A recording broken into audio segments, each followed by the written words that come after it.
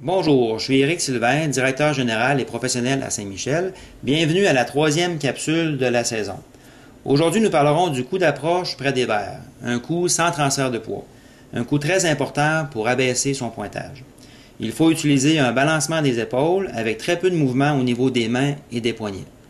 On le voit ici, il n'y a pas de mouvement ni au niveau des mains ni au niveau des poignets. Je vais vous donner aujourd'hui 7 conseils pratiques et faciles à appliquer. Alors, le premier, c'est couper le bâton. Il faut descendre les mains pour avoir un meilleur contrôle au niveau de l'élan. Deuxième chose, il faut s'approcher de la balle. Alors là, vraiment très près de la balle. Vous voyez mes pieds, la balle, il y a peut-être 12 pouces entre les deux.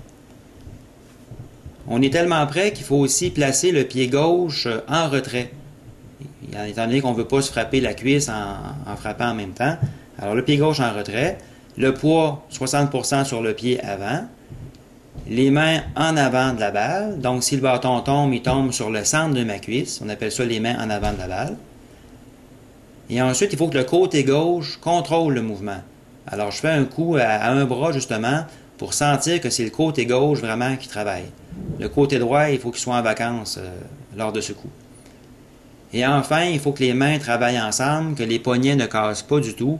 Alors, on utilise un balancement au niveau des épaules et avec le contrôle au niveau du côté gauche.